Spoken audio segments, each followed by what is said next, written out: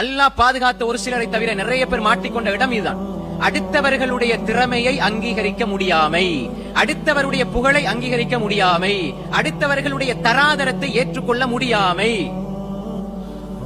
யா அல்லாஹ், என் மனசு இறுகி போய் யா அல்லாஹ், யாரையுமே பாராட்டுறதுக்கு மனசுல இடம் இல்ல. ஒரு சின்ன பிழை வந்தா விமர்சிக்க 1000 பேர் வருவாங்க. அதே இது நல்லது செஞ்சா பாராட்டுறதுக்கு யாரும் இருக்க மாட்டாங்க. அது எல்லாரும் செய்யறதாண்டு போயிடுவாங்க. சாதாரணமா பாராட்டுவது ஊக்குவிப்பது என்பது நபிகளாருடைய மிகப்பெரிய சுன்னா. இது பக்குவப்பட்ட உள்ளத்தால மட்டும்தான் செய்ய இயலும். சும்மா கூனி குறுகி போன இறுகி போன நெஞ்சால செய்ய இயலாது. நம்ம என்ன சொல்லுவோம், யாராவது ஒருவரை புகழ்ந்தா நீங்க மண்ணள்ளி போடுங்க அப்படின்னு ஹதீஸ காட்டும். அந்த ஹதீஸ நம்ம தவறா வழங்கி வச்சிருக்கிறோம். யாராவது ஒருவரை அவர்கிட்ட இல்லாத ஒன்ன சொல்லி புகழ்ந்து ஏதாவது எதிர்பார்த்து புகழ்ந்தா தான் இது சொல்லப்பட்டே தவிர, இருக்கிறத புகழ்ந்தா ஒன்னும் பிரச்சனை கிடையாது.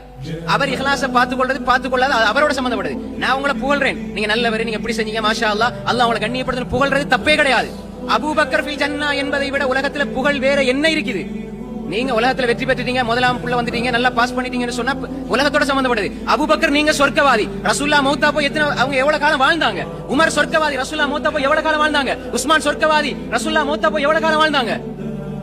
அபூபக்கர் நீங்க சொர்க்கவாதின்னு சொல்ற புகழை விட வேற ஏதாவது புகழ் இருக்குதா?